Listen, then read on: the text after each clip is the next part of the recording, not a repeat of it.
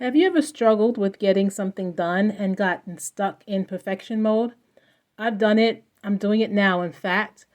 It's taken me so much to open up this room, and I'm doing it, however, and I have something to share, but I am hesitant about how to share it because I want it to come out right.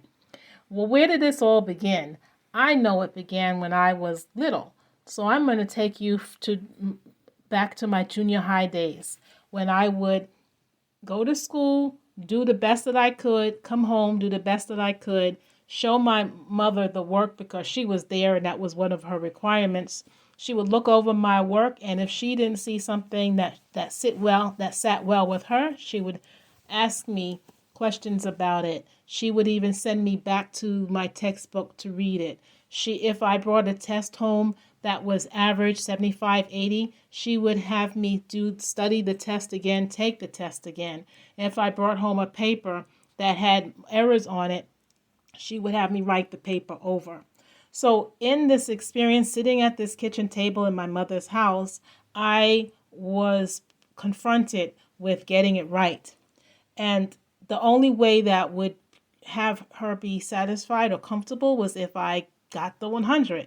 And that is a form of perfection. I have grown into an adult to want to get the get it right and to strive for perfection. The way that I do that is I gather information. I Now that we have internet and my laptop is sitting here with all the tabs that I can have up, I will create all these opportunities to learn something. And in doing so, I might forget the project at hand. And so what's really happening is that I'm living out my childhood distress in my present adult moment through the stress response. Stress response is fight, flight, freeze, and fawn. So in my mind is fighting with me. Here I am wanting to open up a Clubhouse room, and my mind is saying, oh, you don't know what you want to say. You don't know how to say it. You don't have enough information. You don't even know how Clubhouse works. I'm fighting with myself. Um, I'm also saying things like, nobody wants to hear what you have to say. And so now I'm moving into flight mode. Now I'm like, okay, well, and I won't do it. So that becomes a form of procrastination. I'm not going to do it today. I'll do it tomorrow, maybe. Flight might also look like me doing something else, right, to take me away from the objective. Freeze would be a place where my brain just shuts down. I can't think. I'm not sure that I'm going to be smooth with my words and smooth with my thoughts, and might practice in a conversation and then what? Nothing. Crickets. What was I talking about again? Right? That sort of thing. Fawn might happen in a sense of me not um, knowing, feeling comfortable telling somebody that I'm having this difficulty. So fawn is getting along, going along to get along, right?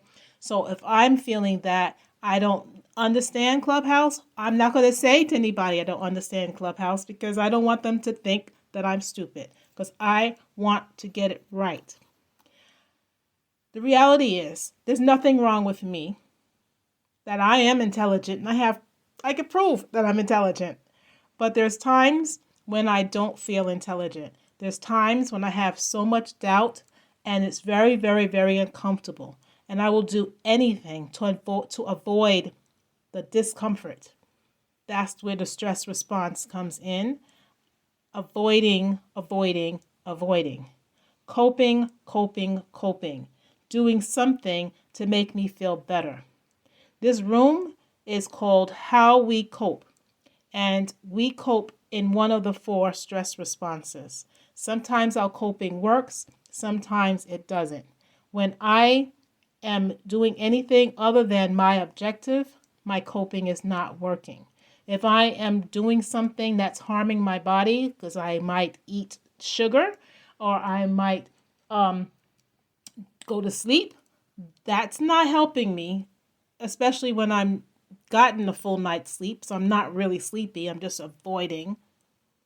I'm avoiding the work. I'm avoiding the uncomfortable situation. I'm not stupid. I have to keep telling myself that. There is no danger. There's nothing to fear. And there is also no need to get it right. I just need to get it done. At the core of everyone's stress is a little child wanting to be heard, wanting to be held. I'd like to bring attention to this little child, our inner child, so we can begin to unpack the pain and or disappointment that has him or her act out in our adult lives.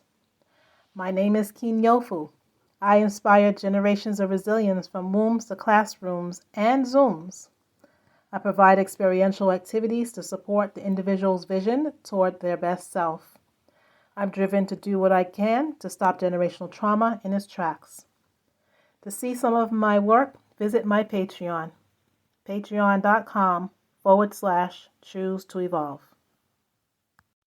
If any of this resonates with you in any way, if you can recall ever being in your stress response where you fight, flight, freeze, or fawned, if you can identify with me in getting it right, or occasionally feeling stupid, or being stopped in any way, drop a message in the chat and let me know, and I will open up the room again. Thank you.